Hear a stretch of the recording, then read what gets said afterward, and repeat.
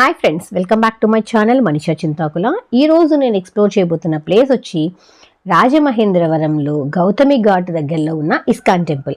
ఈ టెంపుల్ యొక్క విశిష్టత చాలా మందికి తెలిసే ఉంటుంది. గోదావరి నది తీరంలో పూర్వం ఋషులు తపస్సు చేశారని చెప్పి ఈ ప్రదేశాన్ని నమ్ముతారు. అలాగే ఇది 21వ శతాబ్దంలో ప్రారంభమై నిర్మించబడిన ఒక గొప్ప చారిత్రక కట్టడం. సో ఈ ప్లేస్ని నేను ఈరోజు ఎక్స్ప్లోర్ చేయబోతున్నాను. వీడియోని ఎక్కడ స్కిప్ చేయకుండా చివరి వరకు చూడండి. నా ఛానల్ ఏమైనా ఫస్ట్ టైం చూస్తున్నట్టయితే కనుక కింద కనిపిస్తున్న రెడ్ కలర్ సబ్స్క్రైబ్ బటన్ని క్లిక్ చేసి పక్కనే ఉండే బెల్ ఐకాన్ని యాక్టివేట్ చేసుకోవడం వల్ల నేను పెట్టే వీడియో నోటిఫికేషన్స్ అన్నీ మీ మొబైల్కి వచ్చేస్తాయి. So let's start our video. టెంపుల్లోకి ఎంటర్ అవ్వగానే మనకి ఇక్కడ స్పెషల్గా తయారు చేసిన చందనం ఉంటుంది. ఈ చందనాన్ని బొట్టు కింద పెట్టుకొని మనం అయితే స్టార్ట్ అవుతాము. సో ఫస్ట్ మనం ప్రదక్షిణం చేయవలసినప్పుడు మనకి అవతారాలన్నీ కనిపిస్తాయి. సో మీకు ఒక్కొక్కటి నేను క్లియర్గా ఎక్స్ప్లెయిన్ చేస్తాను. సో వీడియోని ఎక్కడ స్కిప్ చేయకండి. సో ఫస్ట్ మనం టెంపుల్లోకి ఎంటర్ అయిన తర్వాత ప్రదక్షిణ చేసేటప్పుడు ఫస్ట్ మనకు కనిపించే అవతారం వామన అవతారం.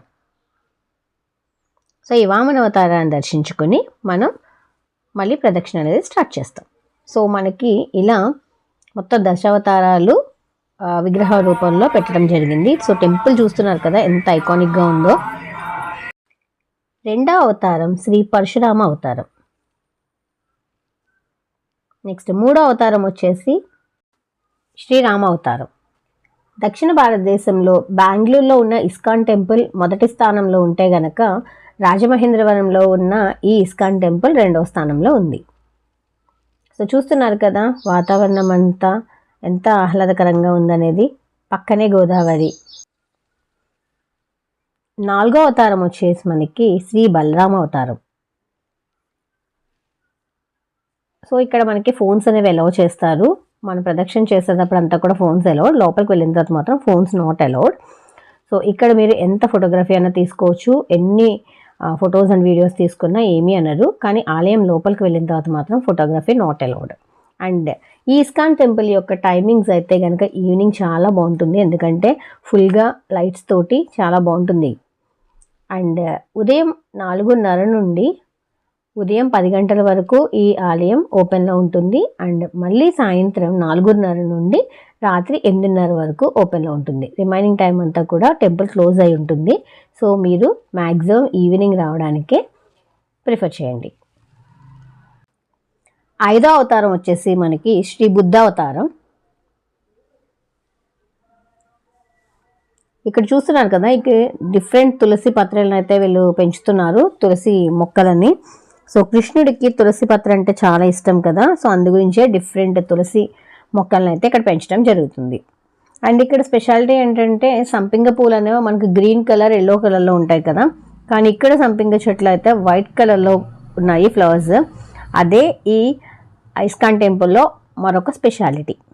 సో చూడండి, మీరు తప్పకుండా ఇస్కాన్ టెంపుల్కి వెళ్ళినప్పుడు వైట్ సంపింగ అట్లాగే ఎల్లో అండ్ గ్రీన్ సంపింగ మొక్కలు కూడా ఇక్కడ మనకి దర్శనమిస్తాయి. ఈ గోదావరి ఘాట్ దగ్గర మనకి ఇస్కాన్ టెంపులే కాదండి, పక్కన చాలా టెంపుల్స్ అయితే ఉంటాయి.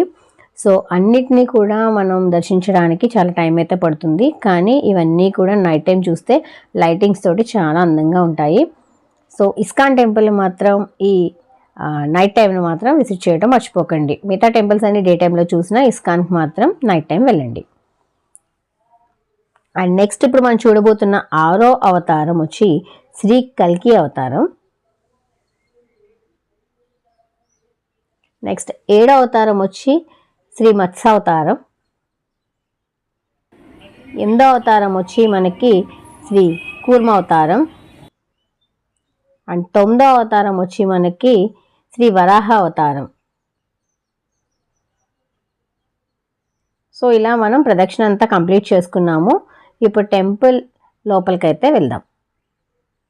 మీకు మొత్తం దశావతారాలని చెప్పాను కదా, ఇప్పటి వరకు మీకు నేను 9 అవతారాలను అయితే చూపించాను. ఇప్పుడు మనం చూడబోతున్నది 10వ అవతారం.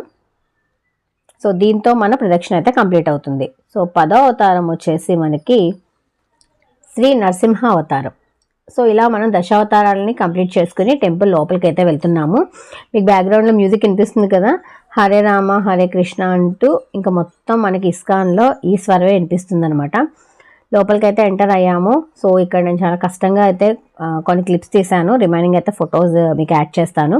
లోపలైతే ఫోన్ నాట్ అలౌడ్. ఎవరైనా సెక్యూరిటీస్ చూసినా లేకపోతే అక్కడ టెంపుల్కి సంబంధించిన వాళ్ళు ఎవరు చూసినా కూడా మొబైల్ని అయితే తీసుకుని హుండీలో వేసేస్తారు.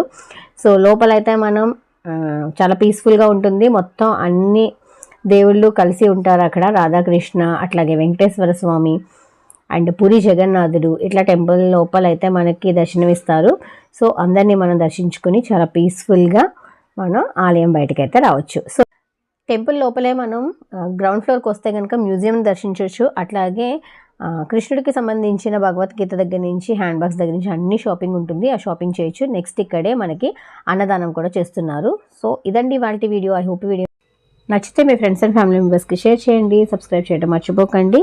మరో ఇంట్రెస్టింగ్ వీడియోతో మీ ముందుకు వస్తాను. This is Manisha Chintakula signing off.